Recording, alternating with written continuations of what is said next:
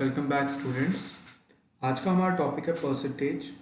उसमें हम questions, tricks, methods discuss करेंगे ताकि इन क्वेश्चंस को हम फास्टली और इफ़ेक्टिवली सॉल्व कर पाए अपने कॉम्पिटिटिव एग्जामिनेशंस जैसे एसएससी, आईबीपीएस, आरआरबी और काफ़ी जगह ये क्वेश्चंस आपके आते हैं इन फॉर्म ऑफ आपके प्रॉफिट लॉस भी हो सकते हैं, कंपाउंड इंटरेस्ट भी हो सकता है। सब में बेसिकली कंसेप्ट आपका परसेंटेज का ही यूज़ होता है। तो स्टार्ट करते हैं पहले क्वेश्चन से। पहला क्वेश्चन इस टाइप का होता है, टाइप 1 का क्वेश्चन है। टाइप 1 के क्वेश्चन में आपको 2 पर्सन्स दिए होंगे। कहता है ए पर्सन है जिसके एग्जाम में 30% मार्क्स आते हैं and he fails by 80 marks. और एक बी पर्सन है, पर्सन बी, अब उसके 200 मार्क्स आते हैं and he fails by 15% marks. अब इसमें आपको पूछ लेता है कि टोटल मार्क्स कितने होंगे या फिर आपके पासिंग मार्क्स कितने थे। इस टाइप के क्वेश्चंस आपको पुटअप करेगा। तो चलिए थंब रूल देख लेते हैं। थंब रूल क्या कहता है? Never fail a candidate and passing marks is same for both the candidates.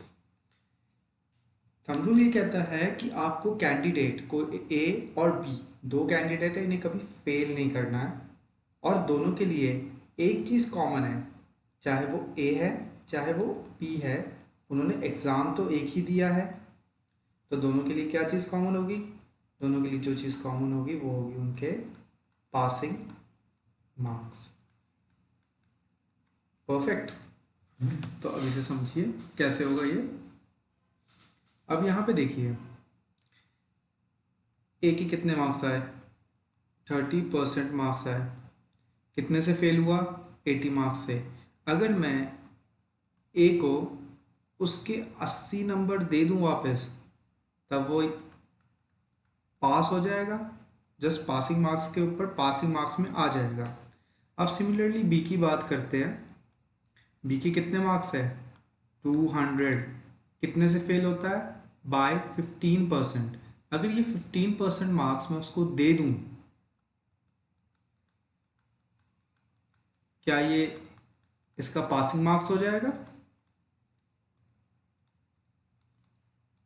और मैंने एक चीज़ बताई थी कि दोनों कैंडिडेट्स के लिए उनके पासिंग मार्क्स सेम होंगे। तो ये जो आपकी इक्वेशन 1 है और ये जो आपकी इक्वेशन 2 बनाई गई है, ये दोनों आपके इक्वल हो जाएंगे। So 30% plus 80 is equal to 200 plus 15%। यहाँ पे 30% माइनस 15%, 200 में से हम 80 माइनस कर देंगे तो ये आपका आ जाएगा 15%। कितना आ गया? 120। तो आपका 1% कितना आ जाएगा?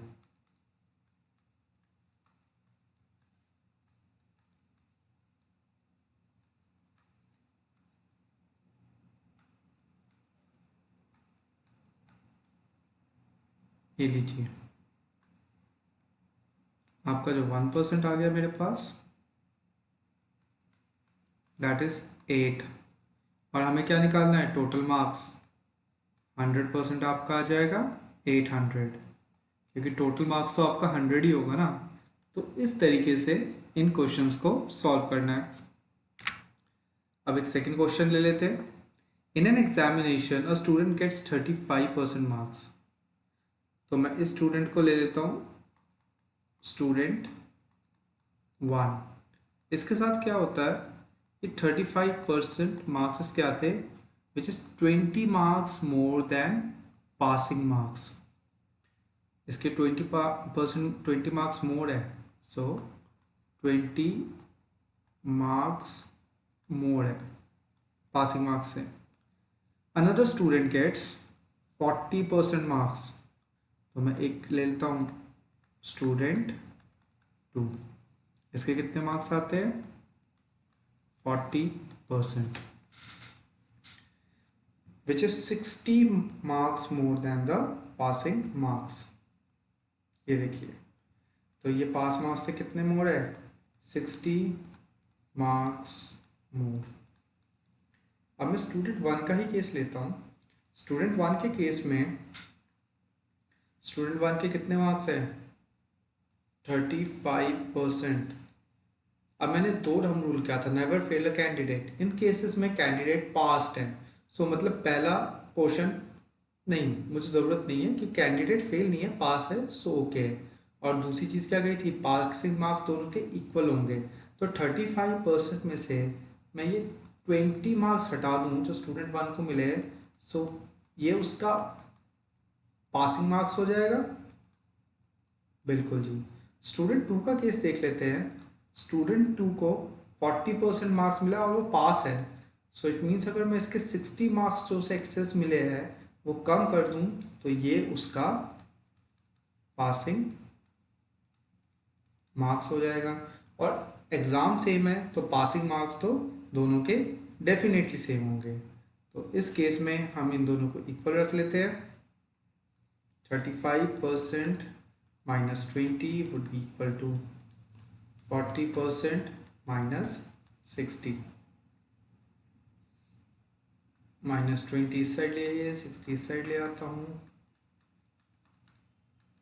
ये आपका बस साइड चेंज करने का सिंपल सा फॉर्मूला है, कोई ज़्यादा हेक्टिक नहीं है काम इसमें। सो आपका जो 5% है वो 40 के इक्वल आ गया। 5% 40 के इक्वल आ जाएगा तो 10% उसका डबल हो जाएगा, दैट इज 80 के इक्वल आ जाएगा। यही होगा। और 100% क्या हो जाएगा, 800। परफेक्ट है। और ये 100% क्या है, यही तो आपका टोटल मार्क्स है या मैक्सिमम मार्क्स है जो आपको पूछा गया है। अब उसने पासिंग मार्क्स भी पूछा है। अब पासिंग मार्क्स क्या है, आपने कोई भी एक इक्वेशन उठा लेनी है, स्टूडेंट वन या स्टूडेंट टू का। मैं स्टूडेंट वन का इक्वेशन उठा लेता हूँ, 35% माइनस 20 ये उठा लेता हूँ और देखता हूँ कि मेरा पासिंग मार्क्स कितना आता है। तो देखिए 800 का 35% निकालेंगे हम।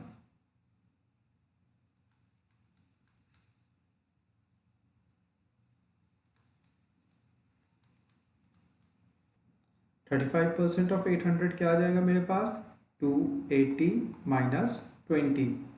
सो आपका आंसर आ जाएगा 260। तो अल्टीमेटली हमारा 260 ही आपका पासिंग मार्क्स है, जो दोनों स्टूडेंट्स के लिए सेम ही रहेगा। तो काइंडली आप इस क्वेश्चन को नोट कर लीजिए, आंसर एक बार चेक कर लीजिए ताकि हम अगले क्वेश्चन की तरफ आगे बढ़ पाए।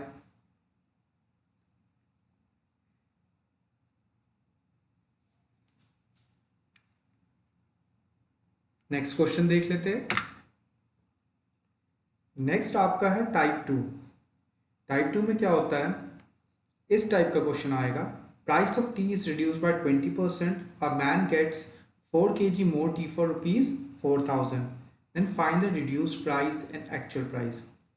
इसका भी एक सिंपल थंब रूल है जो आपने नोट करना है, change in quantity is equal to change in price.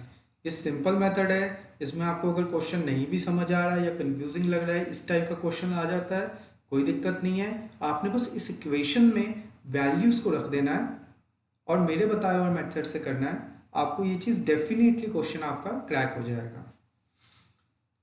अब कहते हैं price of tea is reduced, तो पहली चीज़ देख लेते हैं क्या हुई है। पहली चीज़ मैं नोट कर लेता हूँ, पहली तो क्या हुई है, प्राइसेस रिड्यूस हुए। तो देख लेते चेंज इन क्वांटिटी कितना हुआ है। अ मैन गेट्स 4 kg मोर, पहले 4 kg कम खरीदता था, 4 kg ज़्यादा खरीदता है, तो चेंज इन क्वांटिटी की क्या वैल्यू हुई, 4 kg। अब चेंज इन प्राइस क्या हुआ है, अब देखिए प्राइसेस के दो यूनिट है हमारे पास, एक तो 20% रिडक्शन हुआ है, एक तो 4000 तो पहले भी वो पे करता था, अब उसमें 20% रिडक्शन हुआ है, तो चेंज इन प्राइस देखेंगे हम कितना हुआ है, 20% ऑफ 4000। अब आप खुद ही देख लीजिए, 4000 का 20% आप यहाँ से इजीली निकाल सकते हैं, 800। दिस इज आपका 800। 4 किलो की वैल्यू आपके पास आ गई 800। हमने तो हर चीज़ पर केजी ही निकालनी होती है। सो 1 केजी का कॉस्ट आ गया 200 बाय यूनिटरी मेथड। अब ये जो 200 आया है ये क्या है, एक्चुअल प्राइस आया? नहीं, दिस इज रिड्यूस्ड प्राइस। कैसे रिड्यूस प्राइस है? क्योंकि हमने रिडक्शन से शुरू की थी, तो हमारे पास जो भी इस फॉर्मूला से वैल्यू आएगी वो एक रिड्यूस्ड वैल्यू ही आएगी। तो 1 केजी का जो न्यू प्राइस है, जो रिड्यूस प्राइस है, वो आपका 200 है। ठीक है जी। अब हमें निकालना है एक्चुअल रेट। अब एक चीज़ समझिए, कुछ एक्चुअल रेट रहा होगा 100, सपोजिटली 100 रहा होगा। अब उसमें 20% रिड्यूस हो जाएगा तो कितना बचेगा? 80%। तो 80% ऑफ एक्चुअल कितना दिया हमें? 200, जो कि ये रिड्यूस प्राइस है। तो हम एक्चुअल यहाँ से निकाल सकते हैं, बिल्कुल निकाल सकते हैं। तो एक्चुअल प्राइस आपका निकल जाएगा कुछ इस तरीके से। सो आपका एक्चुअल प्राइस आ जाता है 250। आपका एक्चुअल प्राइस 250 था, रिडक्शन के बाद आपका प्राइस 200 बन गया। तो इन टाइप के क्वेश्चंस को हमने ऐसे ही करना है। सेम टाइप के क्वेश्चन का एक और एग्जांपल लेते हैं और इसे थोड़ा सा और मजबूत कर देते हैं आपके कंसेप्ट को। आइए, if the price of sugar is increased by 10%, तो बस पहले तो फॉर्मूला लिख लीजिए, change in price is equal to change in quantity. कहता price of sugar is increase by 10%, तो चेंज इन प्राइस कितना हुआ है? 10%। A customer gets 3 kg। अब क्या हो रहा है? कस्टमर को 3 kg क्या हो रहा है? लॉस हो रहा है। तो क्वांटिटी कितनी हुई? Change in quantity 3 kg। कितने में? 660 में। तो चेंज इन प्राइस क्या होगा? 10% ऑफ 660। अब एक चीज समझना, 660 पहले भी वो स्पेंड करता था कस्टमर, 660 रुपीज अभी भी कस्टमर स्पेंड करता है। तो चेंज क्या होगा? 10% ऑफ 660, क्योंकि 660 में ही तो रिडक्शन हुई है। तो change in price is equal to change in quantity. So 10% of 660 would be 66।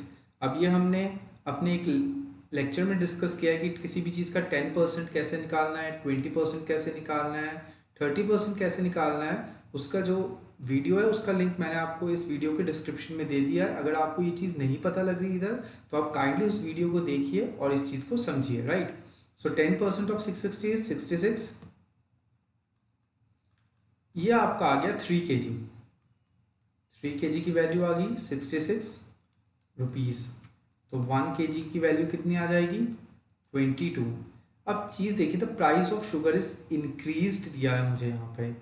तो ये चीज़ जो वैल्यू आई है मेरे पास, दैट इज इंक्रीज्ड वैल्यू। ये चीज़ जो मेरे पास प्राइस आई है 1 kg की, ये इंक्रीज्ड वैल्यू है। ये मेरे पास एक्चुअल रेट नहीं है शुगर का। तो मुझे अब एक्चुअल रेट निकालना है। अब देखिए, जब भी कोई भी किसी भी चीज़ का प्राइस या कोई भी यूनिट 10% बढ़ जाता है तो वो क्या हो जाता है? वो खुद का 110% हो जाएगा। 110% ऑफ एक्चुअल हो जाएगा वो चीज़ 10% बढ़ने के बाद। और वो चीज़ मुझे कितनी दी है? 22। तो मैं इसे 22 रख लेता हूँ। सो मेरे पास यहाँ से एक्चुअल प्राइस की वैल्यू आ जाती है कुछ इस तरीके से। बहुत सिंपल मेथड है, बहुत इजी मेथड है। तो आंसर आता है 20 रुपीज़ पर kg।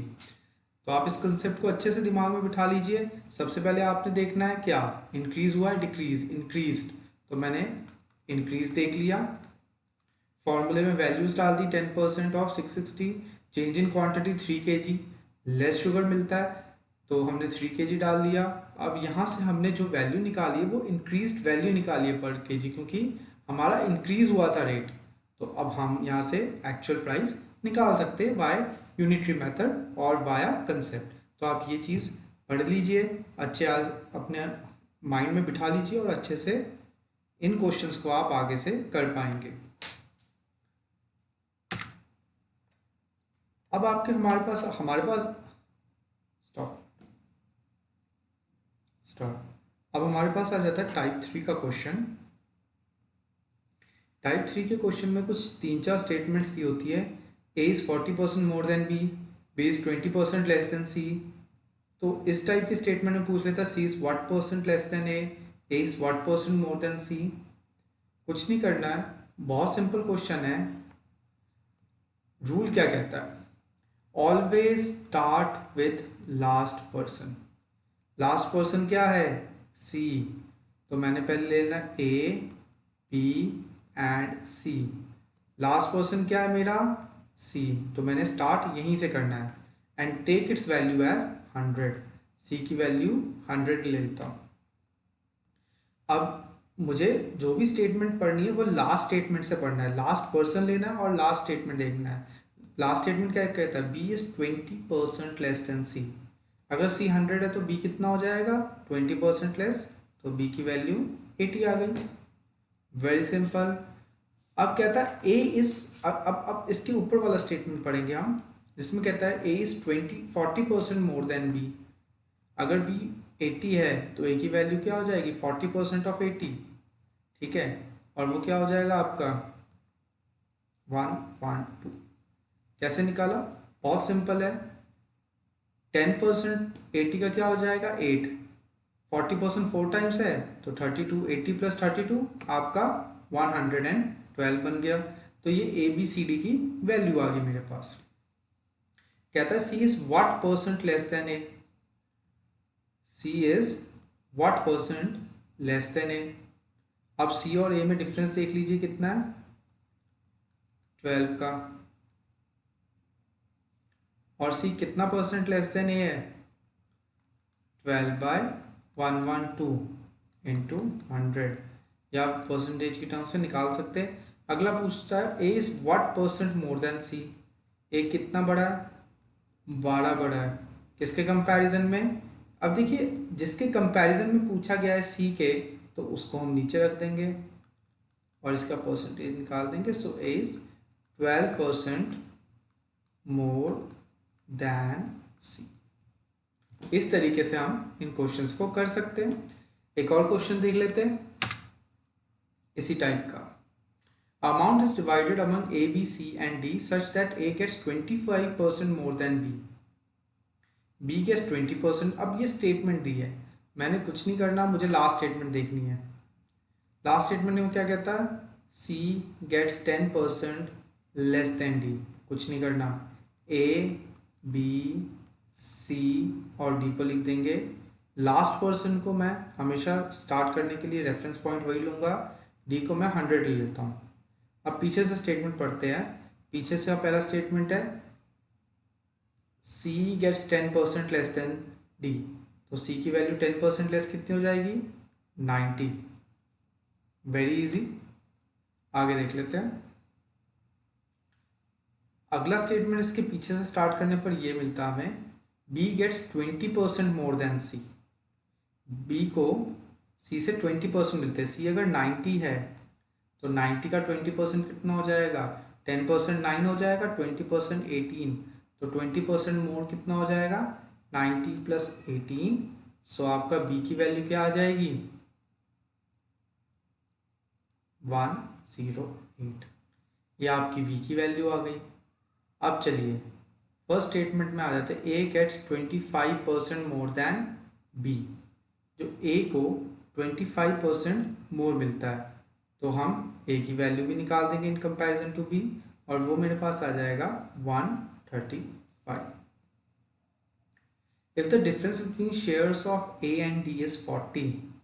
चलिए, ये तो हमने अज्यूम्ड वैल्यूज थी, ये सारी क्या थी? 100 मान थी। ये अज्यूम्ड वैल्यूज थी कि डी 100 होगा तो सी 90 हो जाएगा, B 108 and A 135।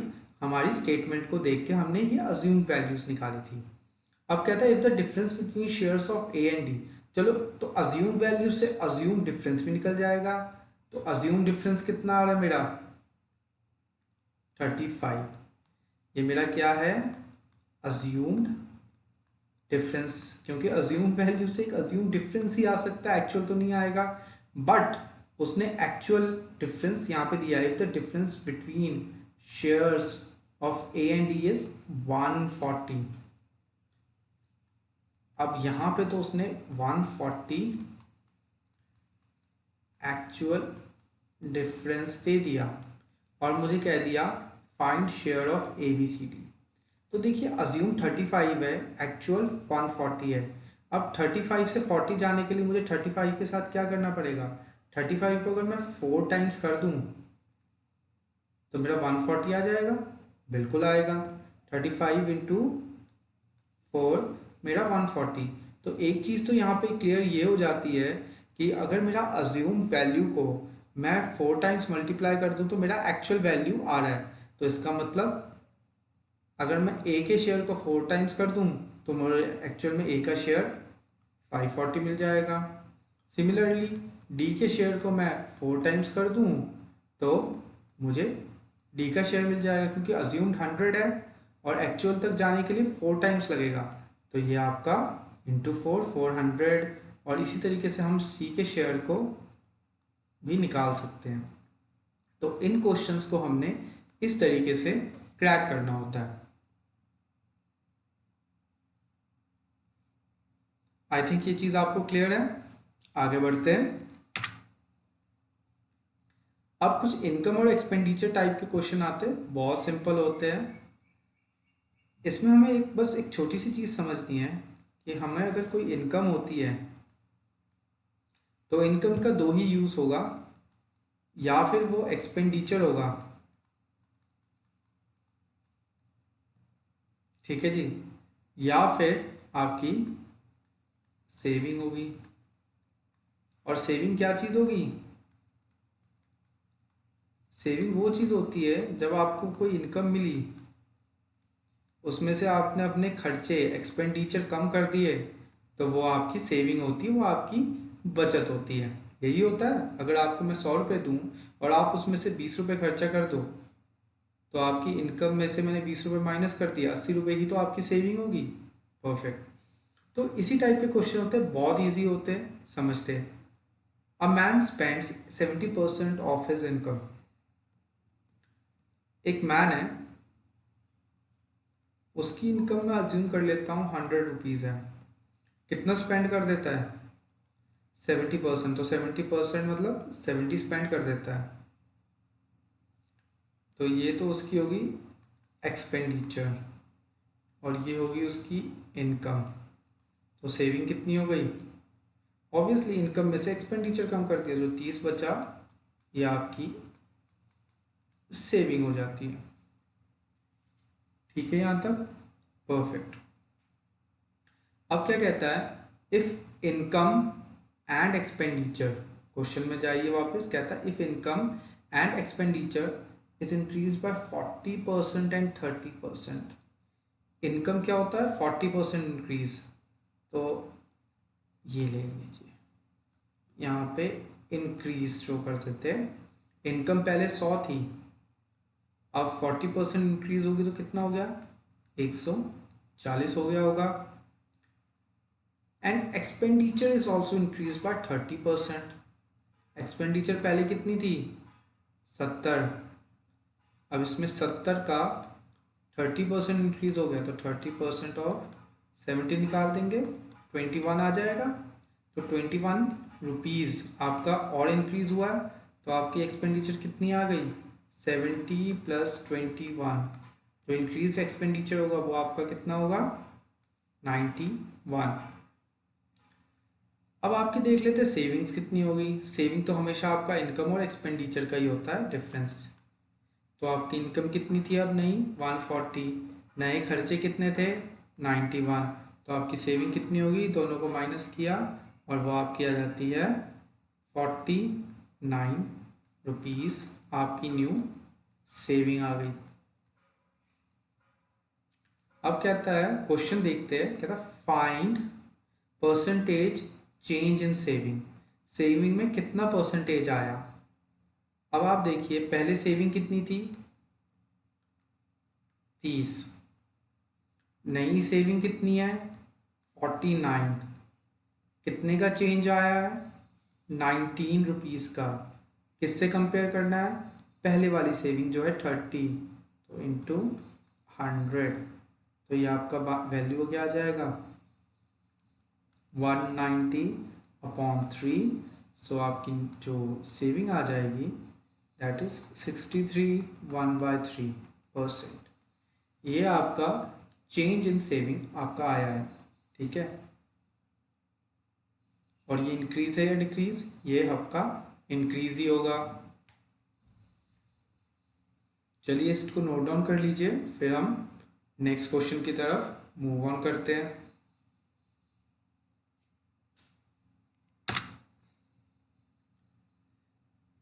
Next question क्या कहता है? Ratios of income of 2 persons, A और बी। ए की, ये देखिए, ये आपको दिया है क्या? ये आपको इनकम का रेशियो प्रोवाइडेड है। अब कहता है if they save 20% and 25% of income. अब सेविंग क्या है? 20% एंड 25% इनकम की सेविंग है। तो आपको क्या कहता है? रेशियो ऑफ एक्सपेंडिचर निकालना है। अब एक चीज़ बताइए, जो मेरी ये इनकम है, दिस इज़ माई इनकम, इसमें से अगर मैं इनकी सेविंग्स माइनस कर दूं तो मेरे पास एक्सपेंडिचर ही रहेगा। बिल्कुल। तो ये मेरा 4 था, 4 में से कितनी परसेंट सेविंग है? 20% सेविंग। और 5 में से 25% सेविंग हो चुकी है। तो बचा कितना? 80% बचा। यही तो एक्सपेंडिचर होगा।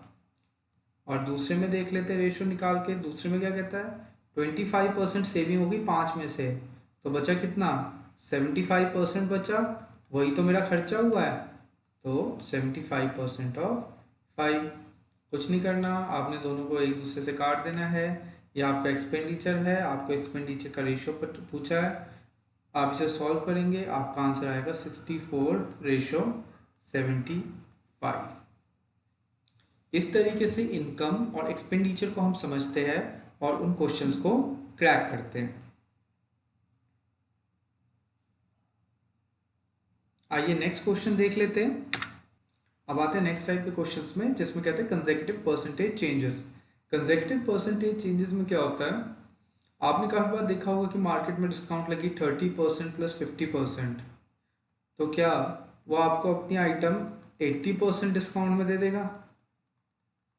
या फिर काफ़ी बार सेल लगी होती मार्केट में 50 प्लस 50% डिस्काउंट, तो इट मीन्स कि क्या वो 100% डिस्काउंट में दे देगा? बिल्कुल नहीं। अब आप खुद सोचो, अगर किसी ने अपना स्टॉक बेचना, अपना सामान बेचना है, तो क्या वो 100% डिस्काउंट करके आपको फ्री में सामान बेच देगा? कभी भी नहीं। अगर उसने 100% डिस्काउंट में सामान बेचना ही होगा तो वो अपनी शॉप क्यों चलाएगा? तो आप समझते हैं कि अगर उसने 50% प्लस 50% डिस्काउंट लिखा है तो वो क्यों लिखा है और उसका क्या मतलब होता है, और एग्जैक्टली वो आपको कितना डिस्काउंट इफेक्टिवली मिलता है। परफेक्ट। तो चलिए देखते हैं, शुरू करते हैं। 50% प्लस 50% डिस्काउंट, इसका मतलब ये होता है किसी आइटम की कॉस्ट अगर 100 है तो उसमें वो क्या करेंगे? पहले 50% डिस्काउंट कर देंगे, और डिस्काउंट करने के बाद वैल्यू क्या आएगी? डीवी, डिस्काउंटेड वैल्यू कितनी आएगी? 50, आधा कर दिया। अब वो क्या करेंगे? ये जो वैल्यू न्यू आई है उसमें फर्दर आपको 50% डिस्काउंट कर देंगे, और इसकी वैल्यू क्या आ जाएगी? 25। तो आपने शुरू कितने से किया था? 100 रुपये की चीज़ उसने आपको 50 प्लस 50 के बाद कितने में दी? 25% में। तो इफेक्टिवली डिस्काउंट कितने का दिया? 75 रुपीज़ का। या फिर आप कह सकते हो 75% का। तो अगली बार अगर आप ऐसे कोई एडवर्टीजमेंट देखो जो 50% प्लस 50% डिस्काउंट की बात करें, देन आपको अंडरस्टूड हो जाना चाहिए कि वो 75% की ही बात कर रहे हैं।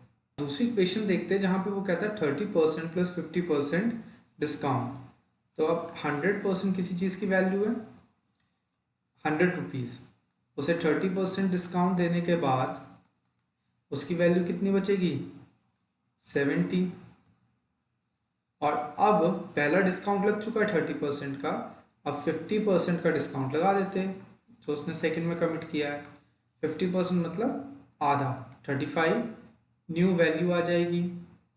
ये देखिए यहाँ 100 से स्टार्ट किया था और हम पहुँचे 35 में, तो एग्जैक्टली कितना मिला आपको?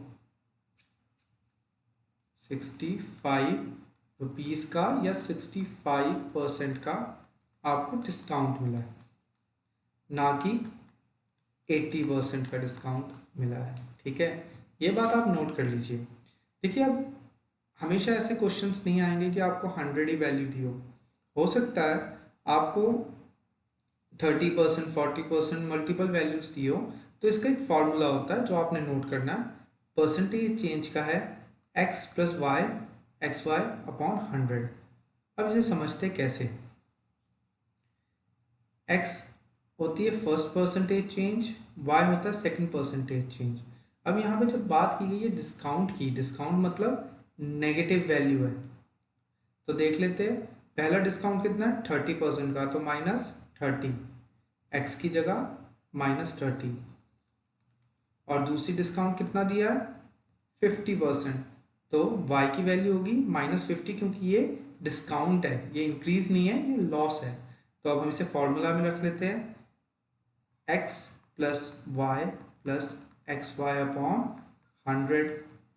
x is -30, y is -50, x y ले लेंगे -30 -50 अपॉन 100, ये आपका आ जाएगा -80 प्लस 15, तो ये आपका अल्टीमेटली आ जाएगा 65%।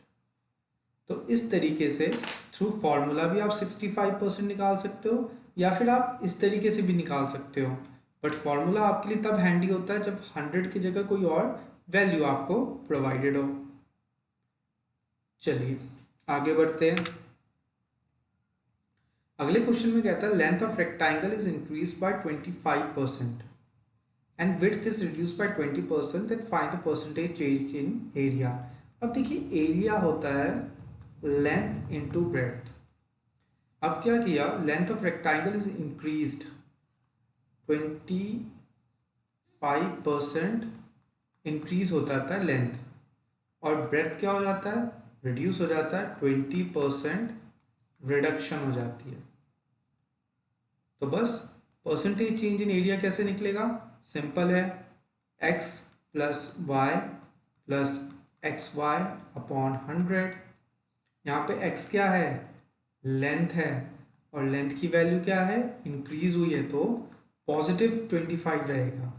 y क्या है विड्थ है, विड्थ क्या हुआ है आपका डिक्रीज, तो -20% रहेगा। बस आपने इसे वैल्यूज में पुट कर देना है, 25 -20 प्लस 25, ये -20 रहेगा अपॉन 100,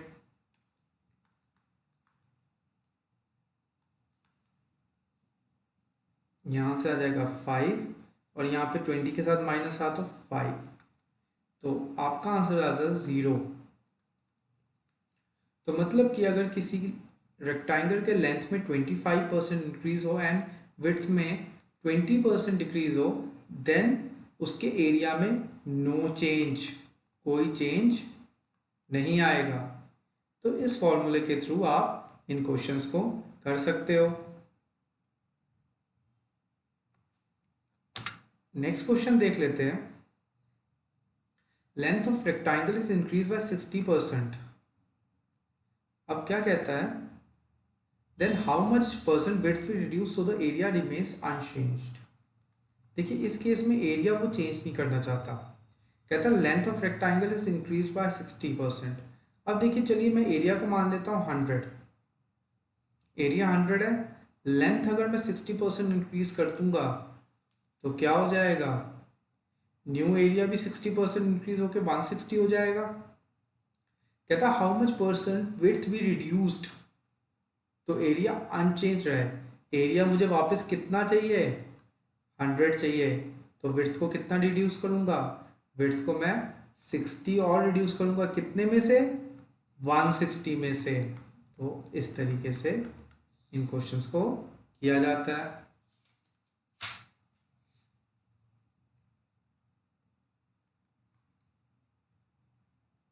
ये आपका आ जाएगा 37 1/2% विड्थ रिड्यूस होगा। इन क्वेश्चंस पे आपने कुछ नहीं करना, आपको सिर्फ ये क्या लेंथ इंक्रीज करता है तो एरिया कितना इंक्रीज हो जाएगा, 100 से 160 आपका एरिया हो जाता है। कहता है विड्थ कितना रिड्यूस करे, एरिया मेंटेन रहे।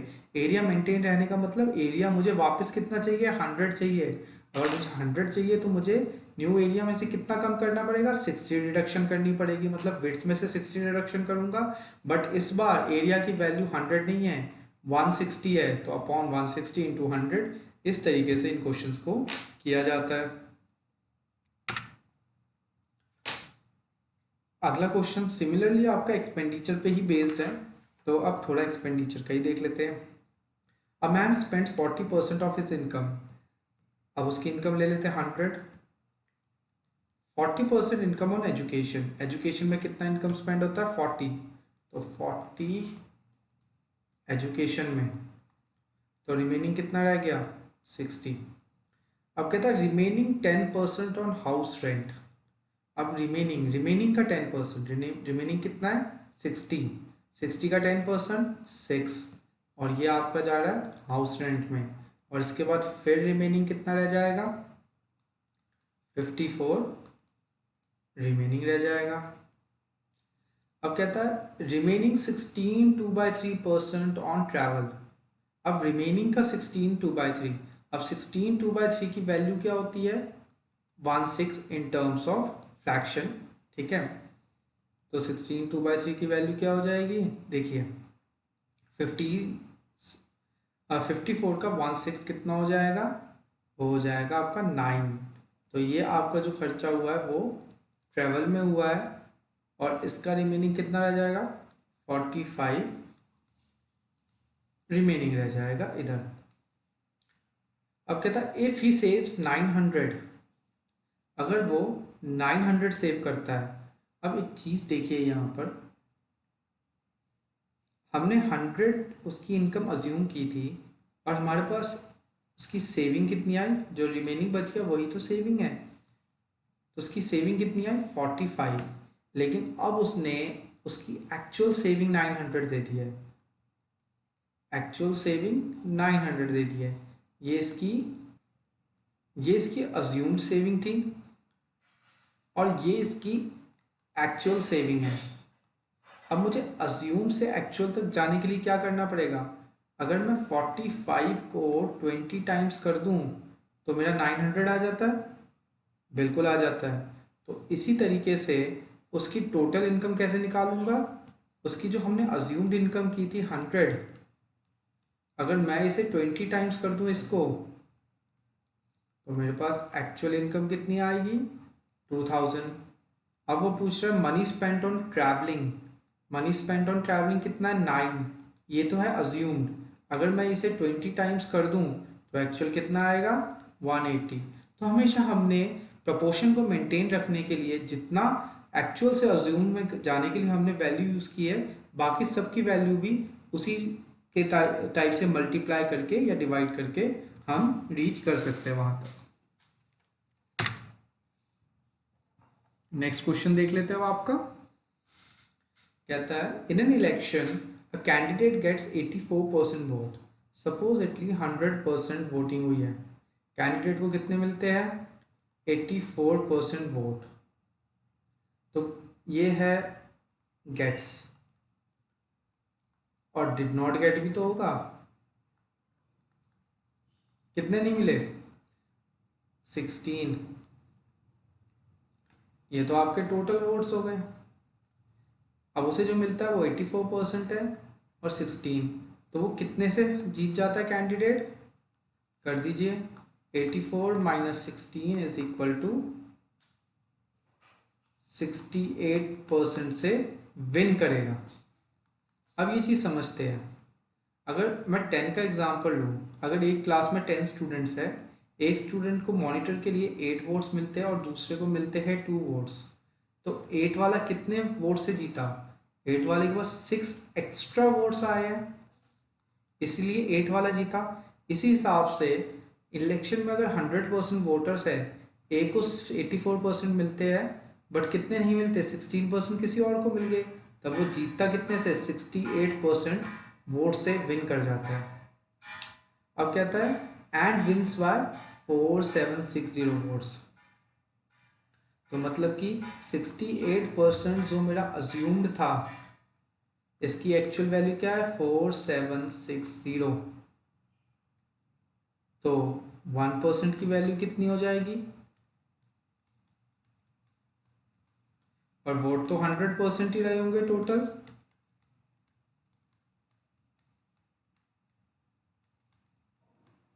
सो the value would be 7000।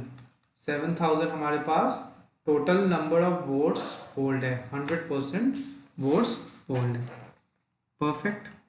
Percentage topic का, इसके बाद आपका परसेंटेज टॉपिक ख़त्म हो जाता है। इसके बाद भी अगर आपको कोई डाउट हो, कोई क्वेरी हो, कोई क्वेश्चन नहीं समझ आया हो, तो आप मुझे टेलीग्राम पे ज्वाइन कर सकते हैं, वहाँ पर मुझे क्वेश्चन पुटअप कर सकते हैं। यहाँ पर मैंने आपका अपना टेलीग्राम का लिंक शेयर कर दिया है। मैंने परसेंटेज का एक और लेक्चर बनाया है जिसमें कैलकुलेशन फास्ट कैसे करना है, 16 2/3 को 1/6 कैसे लेना है, वो चीज़ मैंने एक्सप्लेन की है। उसका लिंक मैंने आपको डिस्क्रिप्शन में डाल दिया है, तो काइंडली आप उसे पढ़ लीजिएगा, देख लीजिएगा। इन लेक्चर्स में कोई डाउट आए, आप मुझे इंस्टाग्राम पे आप मुझे टेलीग्राम पे क्वेश्चन रेज कीजिएगा, मैं डेफिनेटली आपको आंसर करूँगा।